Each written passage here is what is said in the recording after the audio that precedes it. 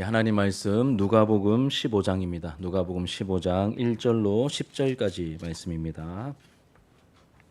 누가복음 15장 1절로 10절까지 말씀.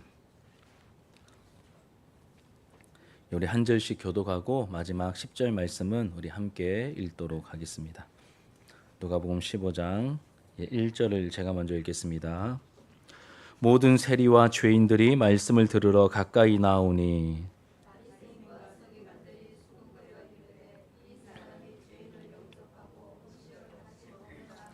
예수께서 그들에게 이 비유로 이르시되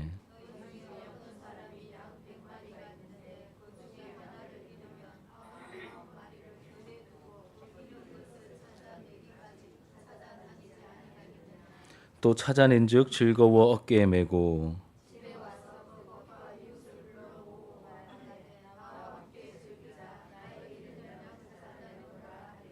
내가 너희에게 이르노니 이와 같이 죄인 한 사람이 회개하면 하늘에서 회개할 것 없는 의인 99으로 말미암아 기뻐하는 것보다 더하리라.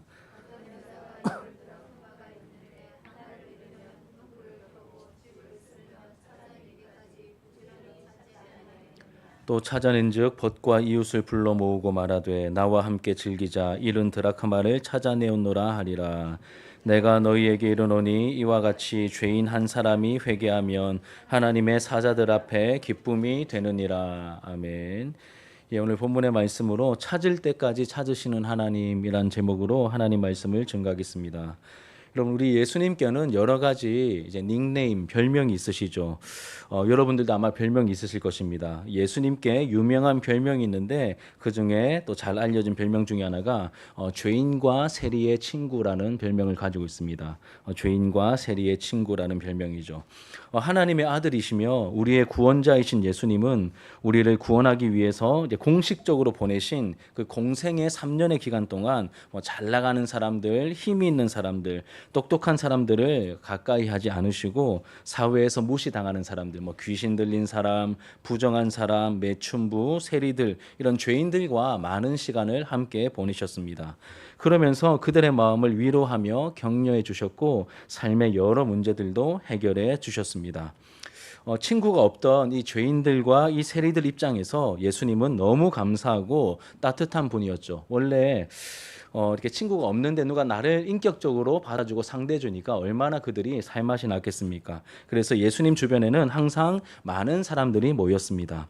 그 중에 세리들과 죄인들 같은 이 사회적인 아웃사이더들이 항상 예수님 주변에 많이 있었습니다. 우리 15장 1절 같이 한번 읽겠습니다. 15장 1절 시작. 모든 세리와 죄인들이 말씀을 들으러 가까이 나오니. 그들은 예수님이 해주시는 이야기, 즉 하나님이 어떤 분이신지, 하나님 나라가 어떤 곳인지, 또 하나님의 백성들은 어떻게 살아야 하는지 그 말씀을, 그 복음을 들으러 예수님께 나왔습니다.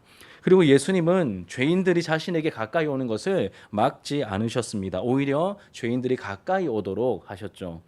유대인들의 이 정결법에 따르면 부정한 죄인들을 가까이 하면 그 부정함이 옮지 않습니까? 부정함이 이렇게 옮게 됩니다. 가까이 한 사람도 부정해진다라고 생각했습니다. 그런데 여러분, 그래서 죄인들이 오면 문둥병자나 이런 혈류병 환자나 이런 사람들이 오면 멀리했습니다.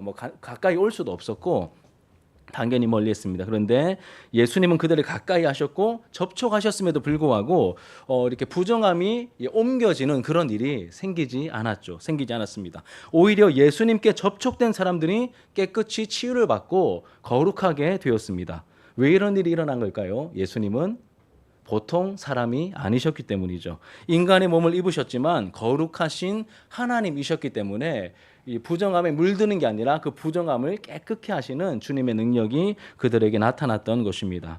그래서 예수님께 가까이 나오는 사람들마다 아무리 심각한 죄인이라 할지라도 죄를 용서받아 깨끗하게 되는 역사가 일어나게 되었습니다.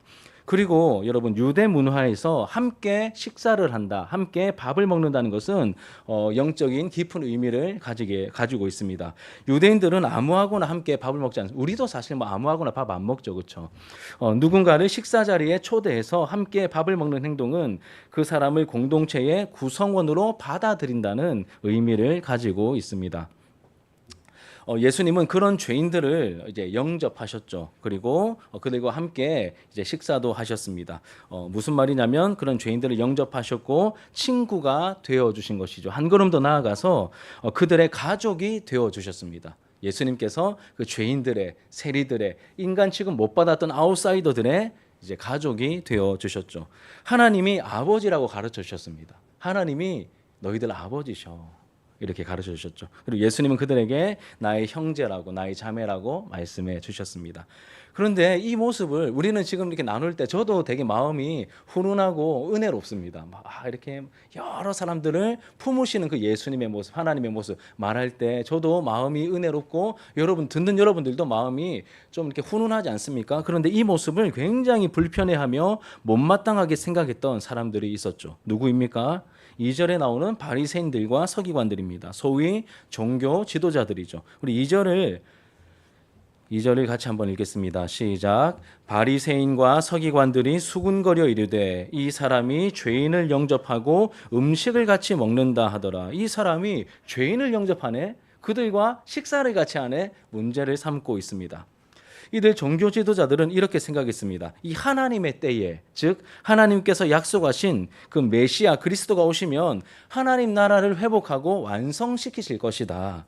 그때 아브라함의 후손이며 하나님께서 선택하신 백성인 선민인 우리 유대인들은 그 나라에 참여하고 그리스도를 통해 실현되는 하나님의 보호와 인도와 다스리심을 받으며 영원토록 행복하게 살 것이다. 이러한 하나님 나라관, 이런 메시아관을 가지고 있었습니다.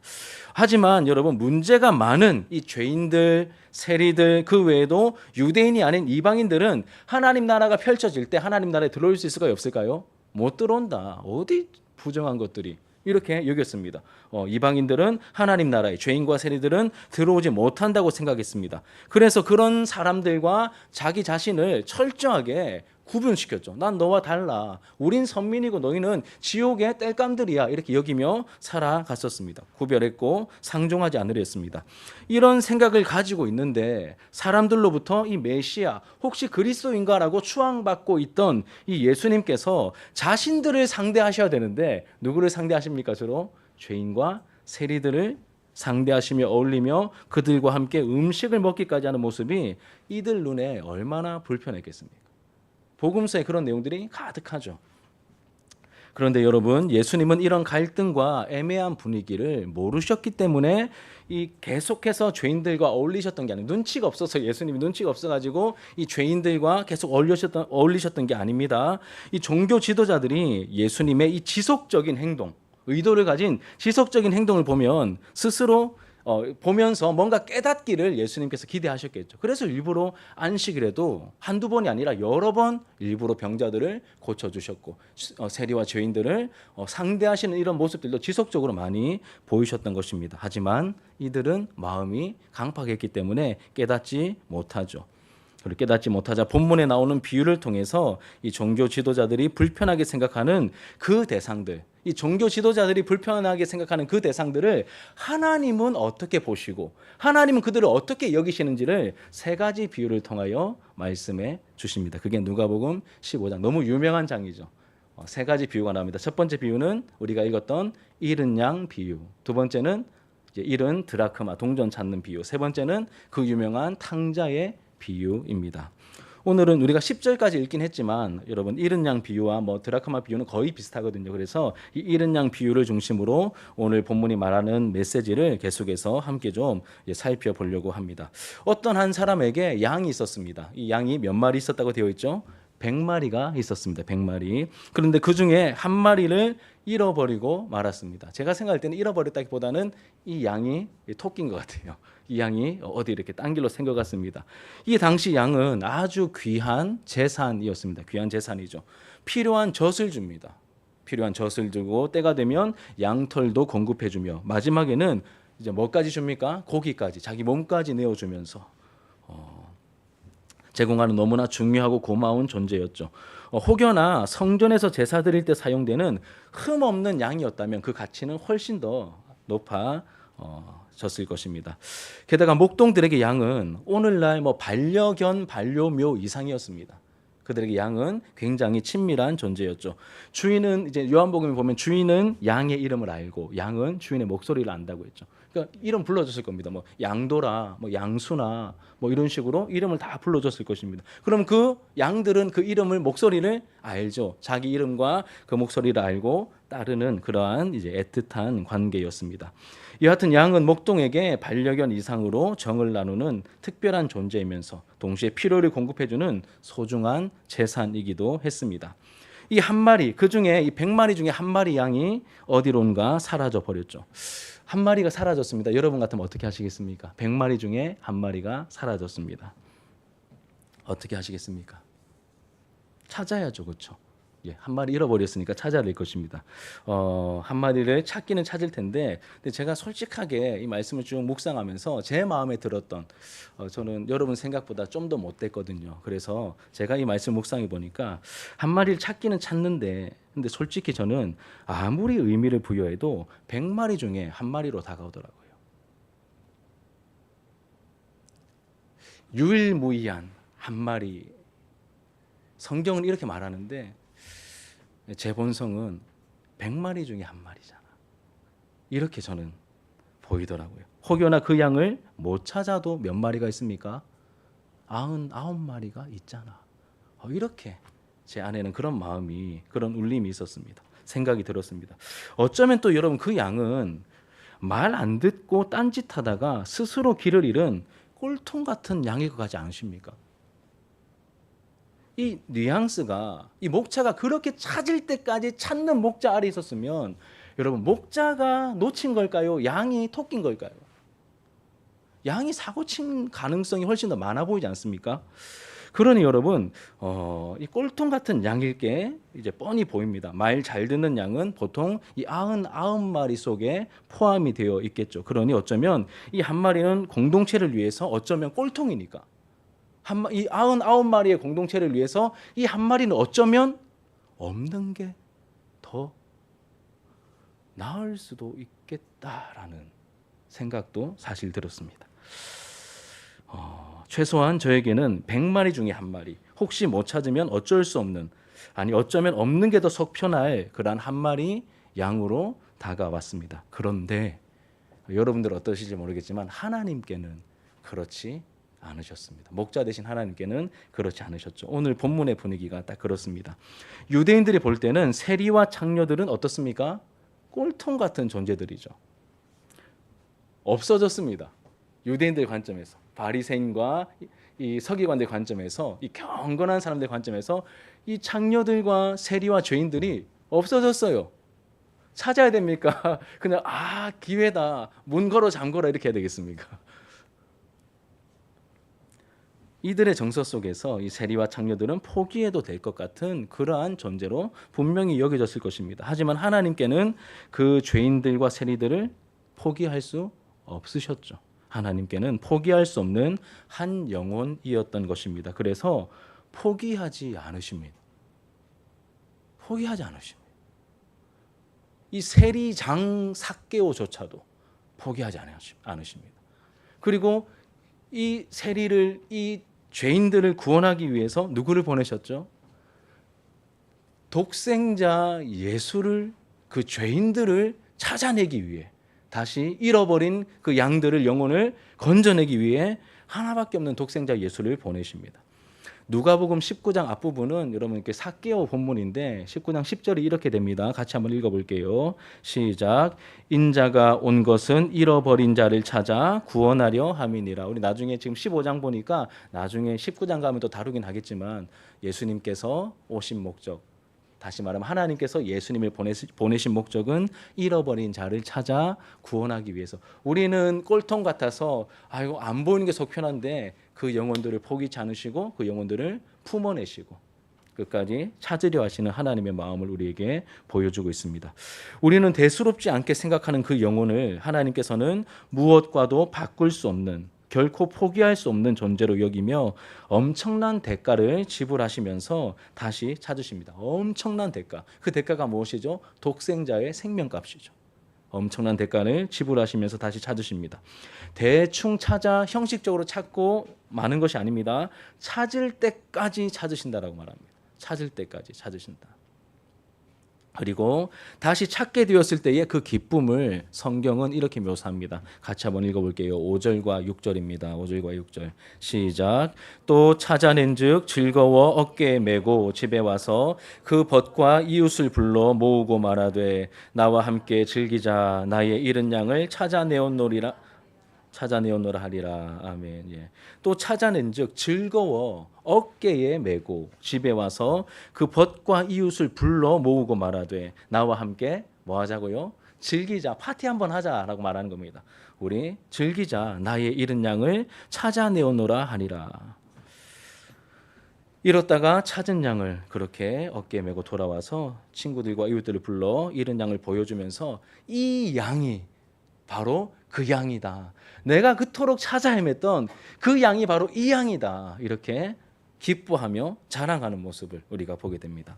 그러면서 비유가 아닌 하나님께서 직접 느끼시는 하늘의 기쁨은 이런 것이다라고 알려주시면서 이제 이 이야기를 마무리하죠. 7절을 같이 한번 읽을게요. 7절입니다. 시작. 내가 너희에게 이르노니 이와 같이 죄인 한 사람이 회개하면 하늘에서는 회개할 것 없는 의인 99으로 말미암아 기뻐하는 것보다 더하리라. 아멘. 우리 10절도 읽어볼게요. 10절 시작. 내가 너희에게 이르노니 이와 같이 죄인 한 사람이 회개하면 하나님의 사자들 앞에 기쁨이 되느니라. 이렇게 한 영혼이 돌아오면 회개하여 돌아오면 천국에서 뭐가 이루어진다는 것입니까? 기쁨의 잔치가 벌어진다는 것이죠. 그래서 우리가 이제 새 생명 축제를 이제 한 달 뒤에 할 건데, 우리가 이렇게 저는 이제 이 말씀을 의미를 좀 이렇게 나름 깨닫고 난 다음에 이렇게 기도합니다. 하나님 잔치 한번 하시죠. 우리 새 생명 축제하는데 영혼을 보내어 주셔서 한 영혼 돌아오면 하나님 이토록 기뻐하시며 천국에서 모든 천사들 앞에서 기쁨이 넘치는 잔치가 벌어진다고 하는데 하나님 아버지 잔치 한번 하시죠. 이렇게 기도를 합니다. 굉장히 성경적인 기도인 것 같습니다. 자, 이런 말씀 계속해서 보시면 여러분 이 비유를 통해서 예수님께서 알려주고 싶어 하셨던 하나님은 어떤 분이십니까? 어렵지 않죠. 이미 다 말했죠. 하나님은 길 잃은 양, 또 문제 많은 양 같은 영혼들을 포기치 않으시고 어떻게 하십니까? 찾으시는 하나님이십니다. 찾으시는 하나님. 아니요, 찾을 때까지 찾으시는 하나님이십니다. 그럼 찾을 때까지 찾으시는 하나님이시면 지금 하나님 뭐 하고 계실까요? 찾고 계시겠죠. 찾고 계십니다. 그리고 반드시 찾아내실 것입니다. 그러니 스스로 생각할 때 혹시 하나님의 품을 멀리 떠나 있는 것처럼 느껴지는 분들이 계신다면 우리를 찾고 계시는 하나님께 발견되는 은혜가 있기를 축복합니다. 그리고 우리 하나님께 하나님 아버지 찾아주십시오. 찾으소서 이름을 불러주십시오. 우리의 이름을 부르시며 찾으시는 그 하나님의 음성이 저와 여러분들의 영혼에 들리게 되기를 축복합니다. 그리고 하나님의 음성이 마음에 찔림이나 두근거림으로 다가오는 분들이 계신다면 하나님 앞에서 우리가 회개로 반응해야 한다라고 말씀해 주십니다. 이 뒷부분에는 계속해서 회개라는 단어가 반복되어 나오죠. 하나님 앞에서 회개로 반응하라 하십니다. 이 15장에 나오는 비유의 핵심은 바로 회개에 있습니다. 찾으시는 그 하나님과 또 우리의 반응인 회개에 있는 것이죠. 하나님께서 찾으실 때 우리가 보여야 할 반응이 바로 회개이며 하나님은 다른 무엇보다 우리가 회개하는 것을 주님께 돌이켜 돌아가는 것을 기뻐하십니다. 그럼 우리가 회개의 의미에 대해서 조금만 이제 깊이 살펴보면 좋겠습니다. 막 대단히 깊이 들어가진 않을 거고요. 회개가 무엇일까요? 그리고 회개는 어떻게 하는 것이겠습니까? 보통 회개를 생각할 때 뭐 예배 중에 말씀을 통해서 뭔가 좀 다가오는 게 있고 찔림도 있고 내가 잘못한 게 생각이 나서 이렇게 불 끄고 기도할 때 막 눈물도 좀 흘리고 콧물도 좀 흘리고 큰 소리로 기도하면서 하나님 잘못했어요 이렇게 막 외치면서 그렇게 막 우는 것이 회개라고 우리가 주로 여기죠. 그렇죠? 그렇게 여깁니다. 뭐 틀린 말은 아닙니다. 회개 과정 속에 그런 현상들이 나타날 수 있지만 온전한 대답은 아니죠. 온전한 대답은 아닙니다. 여러분 회개는 뉘우칠 회에 고칠 개입니다. 말 그대로 깨닫고 돌이키는 것입니다. 깨닫고 하나님께로 돌이키는 것이죠. 내가 잘못된 길로 가고 있다는 사실을 깨닫게 되고 내 삶의 방향을 하나님께로 그리고 하나님께서 원하시는 방향으로 돌이키는 것이 회개입니다. 돌이키는 것이 회개죠. 그 과정에서 내 죄가 내 잘못이 얼마나 하나님의 마음을 아프시게 했는지 내가 또 얼마나 큰 죄인인지를 깨닫게 될 때 우리가 통곡할 수 있습니다. 내가 죄인인지 몰랐는데 알고 보니 너무 잘못했던 거. 제가 지지난주입니까? 이렇게 했을 때 나는 아버지 잘못 만나서 내가 이 모양이다 했었는데 깨닫게 해주시니까 제가 어떻게 고백했다고요? 우리 아버지가 아들 잘못 만나서 호강을 못 하시는구나. 깨닫게 해주시니까 막 오열을 하며 제가 울었거든요. 이렇게 뭔가 깨닫게 해주실 때 우리가 오열하며 눈물을 흘릴 수 있는데 여러분 중요한 것은 눈물과 통곡 자체가 아니라 우리가 말씀을 듣고 깨닫고 돌이키는 겁니다. 그냥 한번 울어드림으로 끝나는 게 아니라 깨닫고 돌이키는 것이죠. 우리의 삶이 바뀌는 것입니다. 돌이켜서 있어야 할 자리로 돌아가는 것이 회개죠.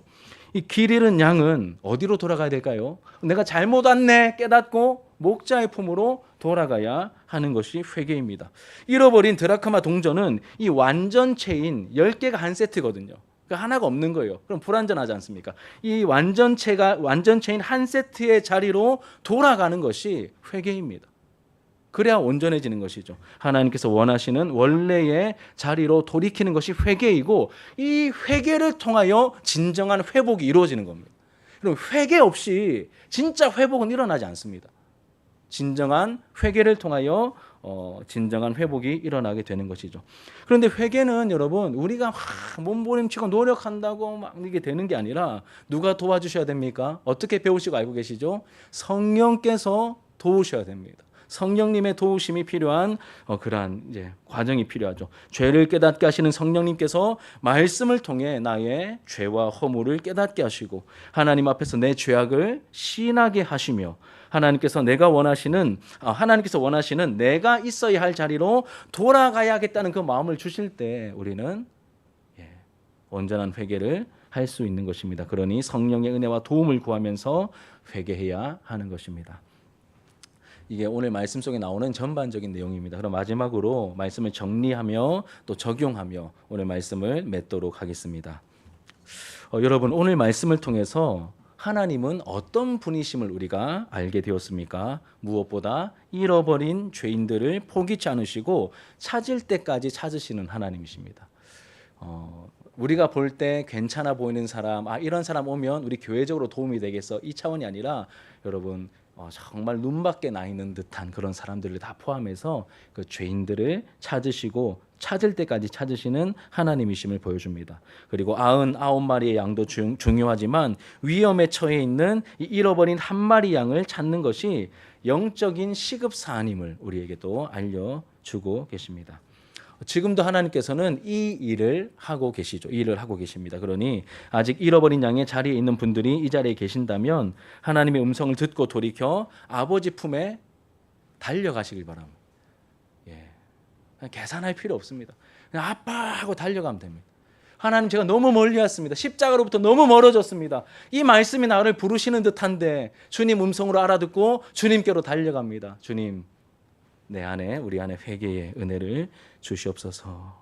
아버지 품에 달려가 안기시길 바랍니다. 이미 성령께서 우리 안에 또 우리 공동체를 통하여 역사하고 계십니다. 내가 죄인임을 자복하고 나를 찾기 위해 이 땅에 오신 예수님께서 그 행하신 모든 일들이 나를 위한 일임을 우리가 고백하고 그 예수님을 내 삶의 주인과 그리스도의 자리로 이제 모시기를 축복합니다. 그러면 구원의 은혜를 우리에게 주실 것입니다. 그리고 두 번째로는 여러분 하나님께서는 교회를 통해 잃어버린 양을 지금도 찾고 계십니다. 무엇을 통해 찾고 계신다고요? 교회를 통해. 주님의 몸된 저와 여러분을 통해 이런 잃어버린 양을 찾고 계십니다. 그래서 교회가 우선적으로 해야 할 일이 바로 이 영혼 구원의 일이죠. 전도의 사명을 선교의 사명을 감당하는 것입니다. 시대가 많이 변해서 이렇게 전도하고 영혼을 섬기는 일에 여러 제약이 생긴 이 시대이지만 그럼에도 불구하고 우리가 할 수 있는 일에 집중하며 찾아내며 그 영역을 섬겨내야 하는 것이죠. 우리 교회 공동체에 오랫동안 나오지 않고 있는 분들이 있다면 생각나는 영혼들이 있다면 우리가 그 영혼들을 붙들고 기도해야 합니다. 혹시 그 영혼을 100분의 1로 생각하고 있다면 하나님 앞에서 하나님 100분의 1이 아니라 유일한 그 한 명으로 주님의 마음으로 볼 수 있도록 은혜를 주시고 내 시각이 바뀌는 은혜. 제가 또 계속 지난주 그 전주에도 이제 설교할 때 바울의 감사를 이야기하면서 하나님의 은혜가 임하면 해석이 바뀐다고 했지 않습니까? 그 중에 하나가 우리의 눈도 바뀝니다. 한 영혼이 100분의 1이 아니라 유일한 한 명.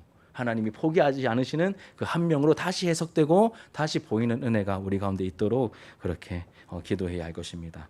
생각나는 영혼들이 아마 있으실 것입니다. 미루지 말고 우리가 찾는 마음으로 오늘 기도하고 그리고 또 하나님 기회를 주실 때 또 연락도 해보고 또 찾아가서 만나기도 해보고 그렇게 또 실천할 수 있겠습니다. 또 한 가지는 혹시 우리 공동체 안에 내가 불편하게 생각하고 있는 대상들이 있다면 이 바리새인들이 볼 때 죄인과 세리들이 불편했듯이 이 한 공동체 안에 내가 불편하게 생각하고 있는 대상들이 있다면 하나님 앞에서 교만한 마음이죠. 하나님 이 마음도 정리가 되기를 원합니다. 내가 회개하길 원합니다. 이게 얼마나 큰 죄인지 깨닫게 해주시고 하나님 앞에서 이 교만함을 버리고 우리 이번 주일 오전 예배 때 나눴던 말씀처럼 온전히 합할 수 있는 그러한 은혜를 허락하여 주시옵소서. 우리가 그렇게 기도해야 할 것입니다. 마지막으로 우리 교회 공동체 밖에 있는 사람들도 생각해야겠죠. 하나님께서 찾고 싶어 하시는 양들이 이 도시에 가득합니다. 우리 고린도전서 강의 나누고 있는데 고린도 성에만 가득했던 게 아니라 이 진주 땅에도 우리가 주님의 마음을 품고 건져내야 될 잃어버린 양들이 가득합니다. 우리가 살고 있는 마을에, 우리가 살고 있는 아파트 단지에, 우리가 살고 있는 동네에 이런 사람들이 있죠. 포기하면 안 되죠. 하나님께서 잃어버린 영혼을 찾으려 하실 때 하나님의 마음을 전달하는 도구로 나를, 우리 공동체를 사용해 달라고 기도하며 섬겨야 합니다. 이런 대상을 찾을 때 여러분 너무 이렇게 수준이 있는 사람들을, 나하고 비슷한 사람들을 찾지 마시고, 물론 그런 사람들을 발견하게 해주실 수도 있는데 오늘 말씀을 생각해 볼 때 우리의 시선을 좀 이렇게 낮은 곳을 향해야 될 것 같습니다. 좀 불편한 사람들, 낮은 곳을 시선을 아래로 볼 때 어려운 사람들, 도움이 필요한 사람들, 삶의 문제가 많아 보이는 사람들, 예수님께서 공생의 사역을 하셨을 때 찾아다니셨던 그런 사람들을 우리도 품고 기도하고 찾아가야 하겠죠.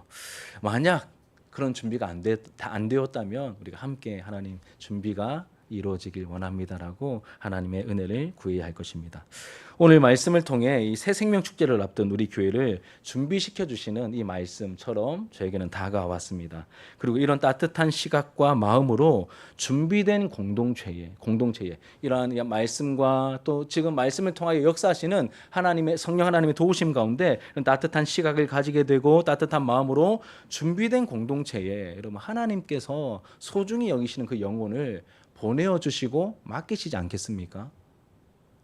그럼 이 소중한 영혼을 하나님께서 아무한테나 아무 교회나 보내지 않으시겠죠.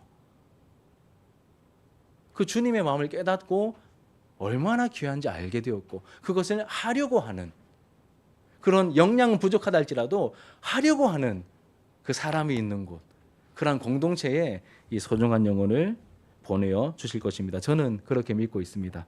하나님 아버지의 마음을 알아 하나님께서 소중하게 여기시는 그 대상과 소중하게 여기시는 일을 우리도 소중히 여기고 또 우선순위를 두고 실천하면서 이 일을 기뻐하시는 우리 하나님께 기쁨을 안겨드리는, 하나님께서 보실 때 믿을 만한 공동체, 그리고 뿐만 아니라 하나님께 기쁨을 안겨드리는 그러한 우리 진주 하나로 교회가 더욱더 되어가기를 예수님의 이름으로 축복합니다. 우리 함께 말씀을 기억하면서 우리 기도하는 마음으로 함께 찬양하겠습니다.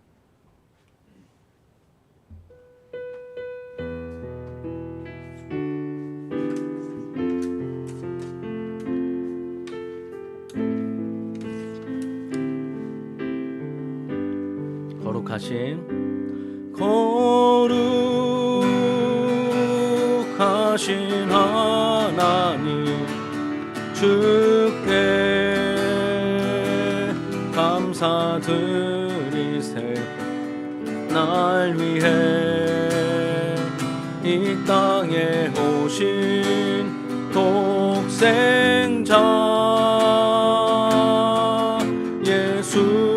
나의 맘과 뜻 다해 나의 맘과 뜻 다해 주를 사랑합니다. 날 위해 이 땅에 오신 독생자 예수, 내가 약할 때 강함 주고 가난할 때 우리를 부욕해 하신 나의 주 감사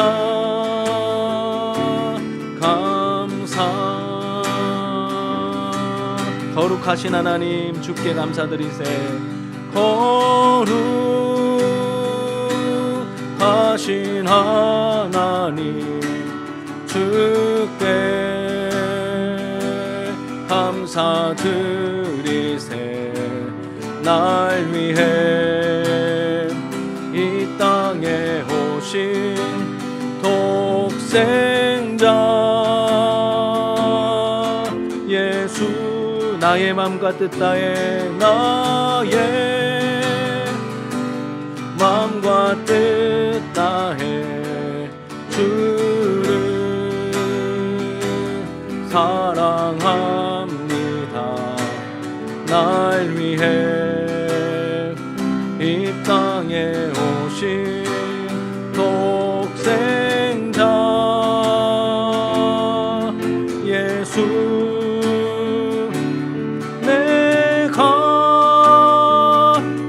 약할 때 강함 주고 가난할 때 우리를 부욕해 하신 나의 주 감사. 내가 약할 때 강함 주고 내가 약할 때 강함 주고 가난할 때 우리를 부욕해 하신 나의 주 감사.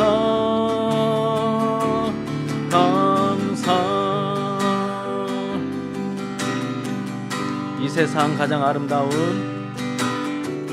이 세상 가장 아름다운 순종의 눈물, 온 세상 다시 빛나게 한 생명의 눈물. 그가 이 땅에 오신 이유, 그가 이 땅에 오신 이유, 죽어야 살게 되고 져야만 승리하는 놀랍고 영원한 신비, 지으신 그대로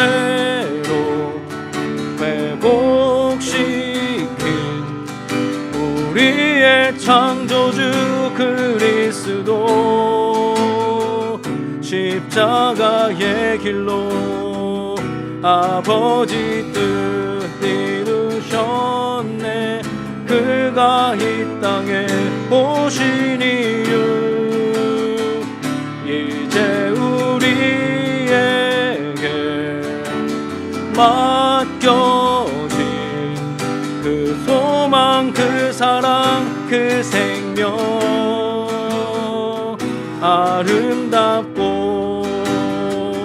눈부신 십자가의 길, 우리가 이 땅을 살아가 번 더 가사를 생각하며 찬양합시다. 이 세상 가장 아름다운, 이 세상 가장 아름다운 예수님의 순종의 눈물, 순종의 눈물, 온 세상 다시 빛나게 한, 온 세상 다시 빛나게 한 생명의 눈물. 그가 이 땅에 오신 이유, 그가 이 땅에 오신 이유, 죽어야 살게 되고 저야만 승리하는 놀랍고 영원한 신비, 지으신 그대로 회복시킨 우리의 창조주 그리스도, 십자가의 길로 아버지 뜻 이루셨네. 그가 이 땅에 오신 이유, 이제 우리에게 맡겨진 그 소망, 그 사랑, 그 생명, 아름답고 눈부신 십자가의 길, 우리가 이 땅에 살아